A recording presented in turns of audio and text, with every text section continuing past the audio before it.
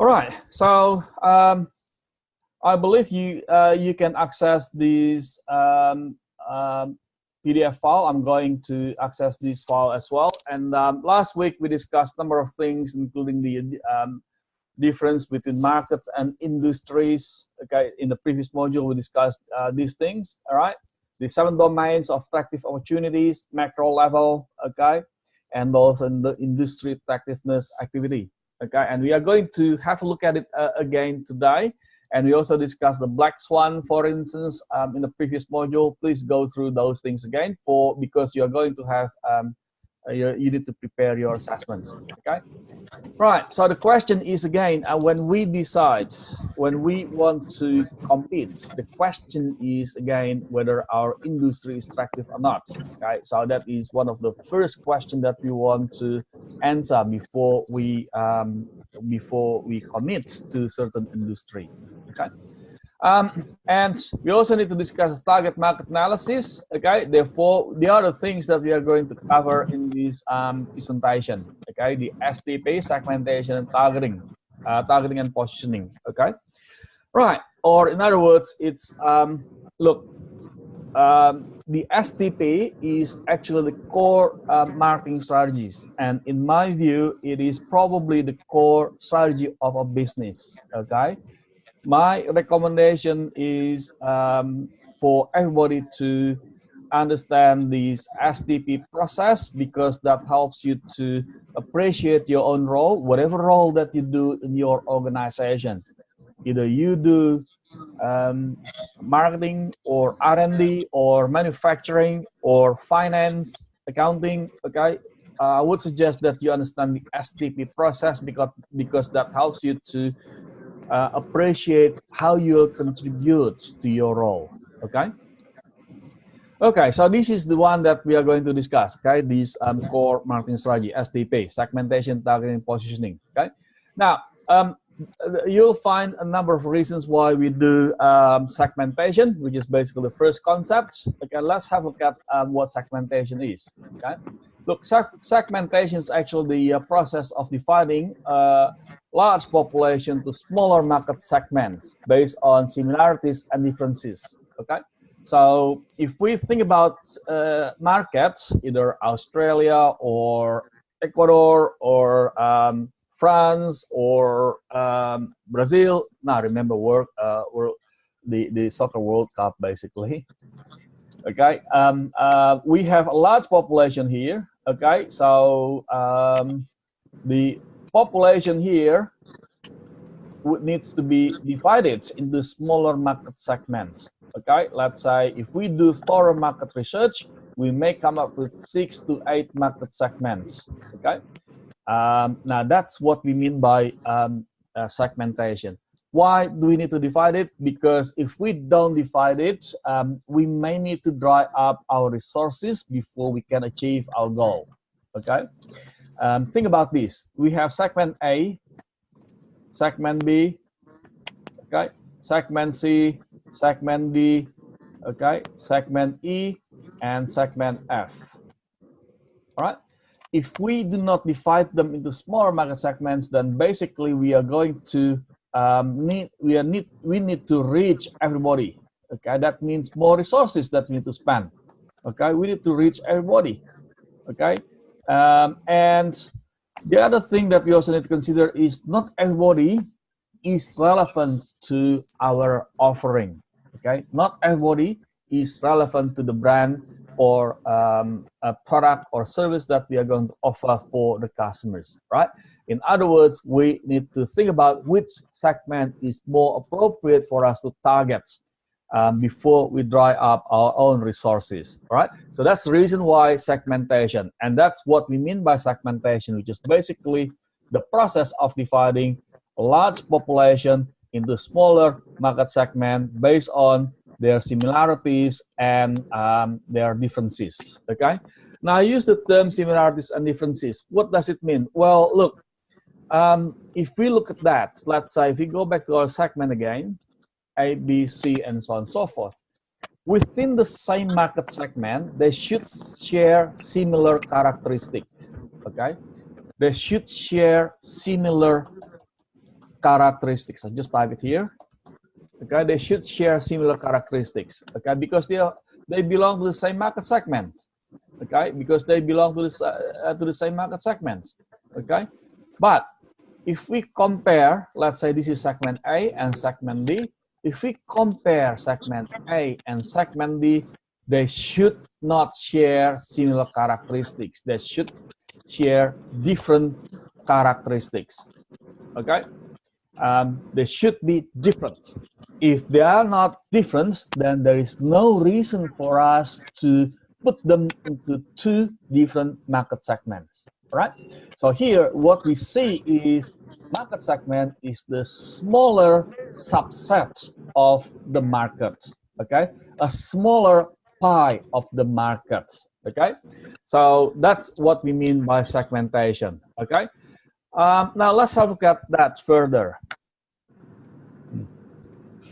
We are going to come back to this one.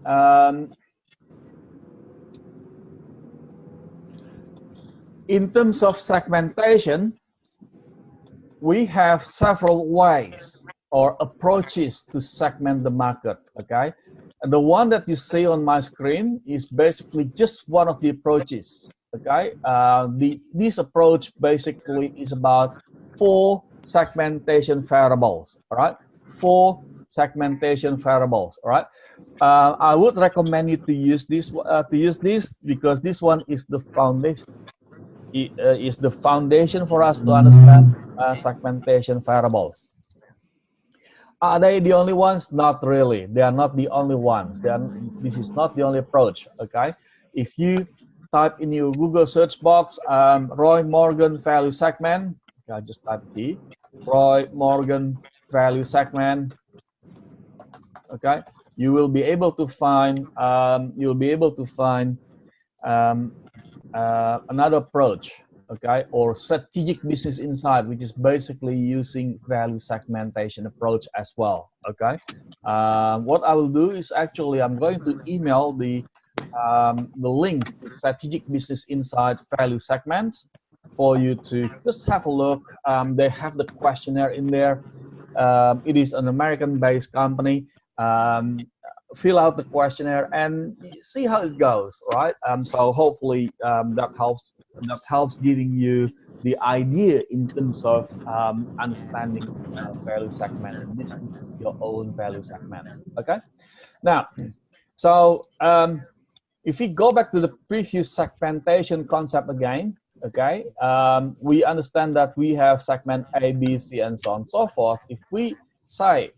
If we use this approach, okay, all members that we analyze in here should share those similar characteristics of demographic, geographic, behavioral, and psychographic. Okay, they should share that same or similar characteristics from 4 segmentation variable perspective. Okay, so if we divide Australia, if we say that that our target market is those who live in the key cities, for instance, in Australia, the key cities in Australia, that means we are using demographic segmentation variables. Okay, that means we are using demographic segmentation variables. Right now, that actually is related to again one variable. Okay, so if we say that segment A is basically those who live in the key cities, so that means everybody here should live in the key cities. Okay, the Sydney, Melbourne, and so on and so forth. Okay, and if we say segment B is basically contains those who live in suburban, then segment B, all members in segment B should belong to suburban. Okay, then demographic is actually dividing the large population to small market segments based on demographic variables such as age, gender, income, and so on and so forth. Okay, so if we say that our target market is basically those who are at the age of 15 to 35, then we actually use demographic segmentation variable. Okay, The next one is behavioral segmentation variable, which is basically based on the attitude and knowledge of the consumers, right? In here, specifically, we talk about how they use the products, okay? Are they heavy users, non-users, light users, or they are new users or ex-users, right? How do they use the product further? At what occasion? Are they using it on regular basis, such as every morning, like breakfast cereal, for instance, okay? Or are they loyal to the brands like tobacco brands, for instance, okay? So that's basically behavioral, okay? And psychographic segmentation approach is basically dividing the large population, the small market segment based on the lifestyle of the consumers, right? If we talk about if we say that our consumers are basically those who adopt outdoor lifestyle, then we actually talk about psychographic segmentation approach, okay? So that's basically segmentation, okay? Any questions so far?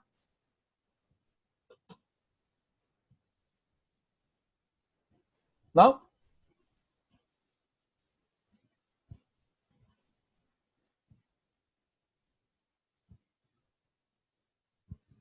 Okay, now let's move on. So we say that we also have the second step in our STP process, okay? The next step is actually to discuss about the targeting decision, okay? Now, in terms of targeting decision, we have three perspectives in here in defining our targeting position, okay? In defining our targeting, okay? The first perspective is actually adopted by companies who believe that all target market is the same. Everybody is the same, okay? Everybody is the same. This is the first perspective. Everybody is the same, okay? Those who adopt this perspective actually adopt what we call as mass marketing strategy in their targeting strategy, okay? So they adopt that mass marketing strategy, okay? So they assume everybody is the same. Now, if since everybody is the same, they are going to create one thing for everybody, okay? They only create one thing for everybody, okay? They create one offering for everybody. Now, look, in today's business landscape, you may find it very hard, okay? Because the world out there is so competitive, okay? So that makes this targeting strategy not that compelling for marketers anymore, because it will be hard for us. But if we are the monopoly holder in that industry, such as Sydney Railway, for instance, then yes, we are basically offering one thing for everybody in train industry. In saying that, we also need to consider whether we are competing with brands beyond the industry that we service. Okay, if we are in railway industry, we may be competing with the other industries as well. But yes, we are the dominant player in that industry. Okay. And that's the first perspective. Everybody is the same. Now, the second perspective is actually the opposite. Okay, the second perspective is actually adopted by companies that believe everybody is different. Okay, so it is just the opposite. Since everybody is different, then the company will customize their offering. Okay, customize the offering. Okay. How do they do that? Well, look, if we think about small business, okay, like hairdresser, for instance, or a tailor, for instance, they will customize it. Okay, they will customize to the customer's needs. Okay, to the customer sizes, customer's measures, for instance. Okay, they are going to customize it. All right. So that's basically the second perspective in looking at the targeting. Right. So okay, I will. Thank you. Okay, good. So that is the second perspective of targeting strategy or market targeting strategy or target marketing strategy. Okay, the first perspective assumes everybody is the same. The second perspective assumes everybody is different, which is basically generating what we call as micro targeting. Right. Now, in between we have the third perspective, okay, that suggests that our target market is not the same, they're different, but we can group them.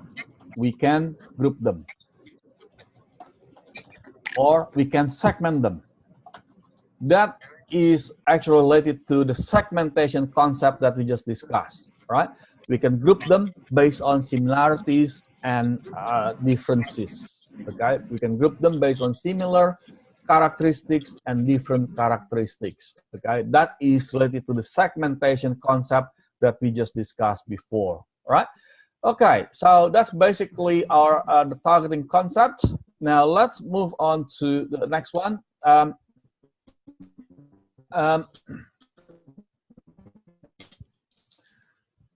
Okay, so this one shows the basis for segmentation. You can look at the geographic, demographic, psychographic, and behavioral, basically. And again, a bit more information about demographic segmentation and psychographic segmentation. Okay. And this one, he shows us the demographic segmentation based on the generational approach, like the baby boomers, Generation X, Generation Y. Okay, and if you use generational approach, I would recommend you to be mindful that so we are not going to be trapped into stereotyping this generation. Okay.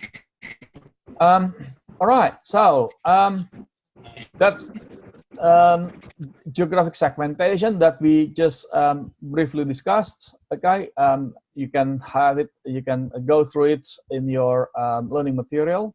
Okay, and a bit more information about that. Now this is targeting that I'm going to discuss a bit more. Okay, so we have four different targeting strategies. That includes the mass marketing strategies, niche, and growth marketing strategies. Here we say growth marketing strategies. You can also consider a different approach. Okay, now let's look at that.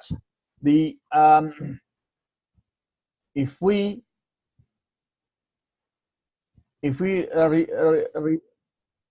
refer to our discussion before,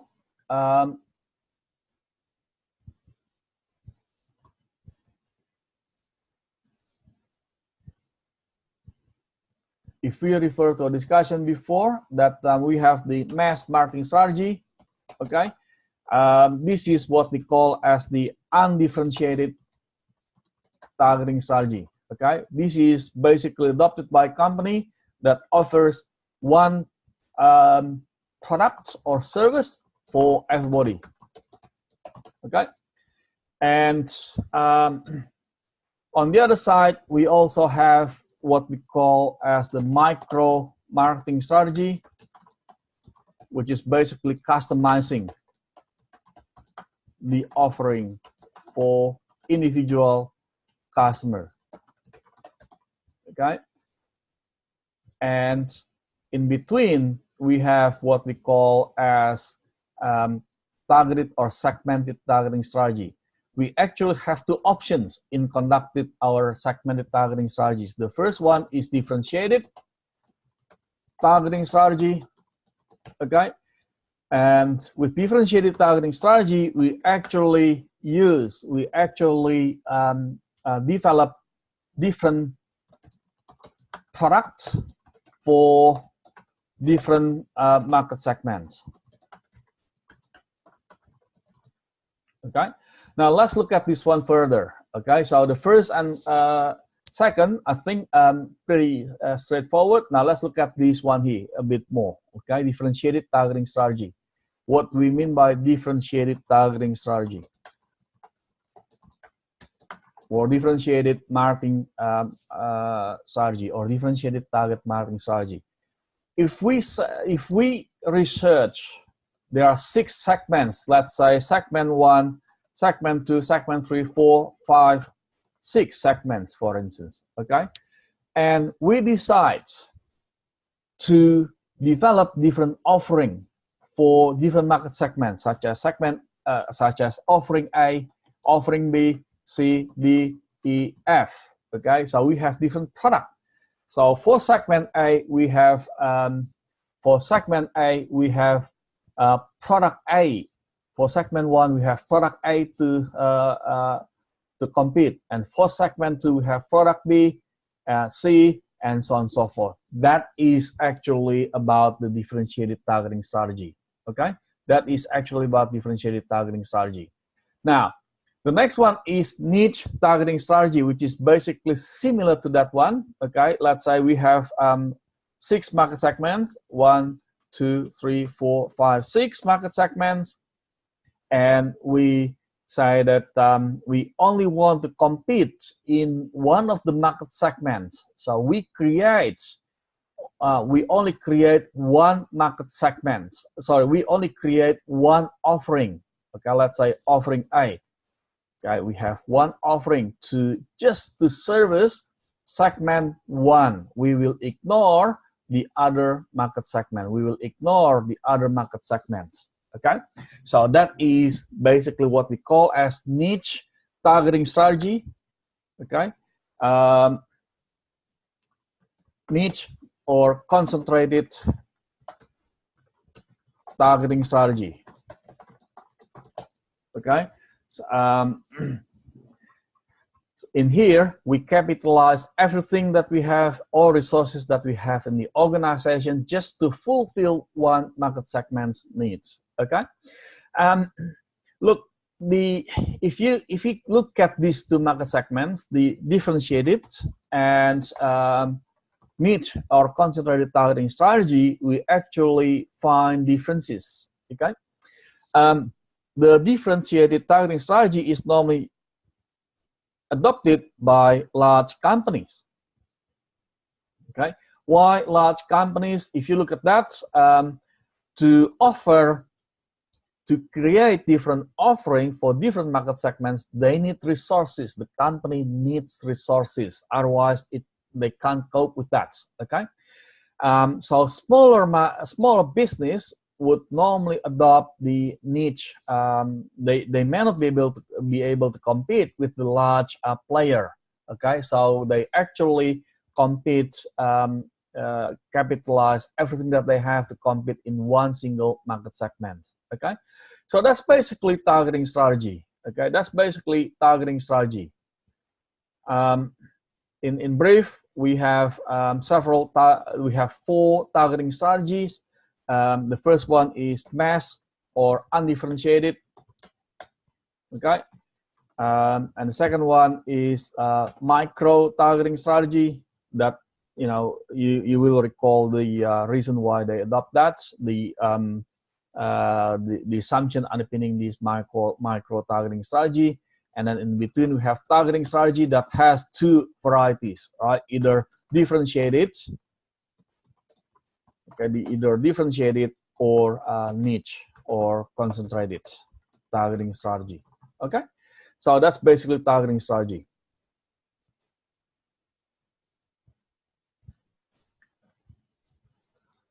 All right. So that's basically what we have discussed today in terms of targeting strategy. And again, sometimes some people label the differentiated targeting strategy as the growth market strategy. Okay. Now let's look at the next one, the next topic, which is basically about the positioning. So we have discussed segmentation, we have discussed targeting. Okay. This topic here is basically about positioning. Again, I would recommend you to discuss, to appreciate the positioning concept, because that is related to your the core strategy of your business. Okay, the positioning is actually about the positioning. Again, is actually about how the product is defined by the consumers based on its important attributes. Okay, now we are going to discuss this more detail. Stay tuned.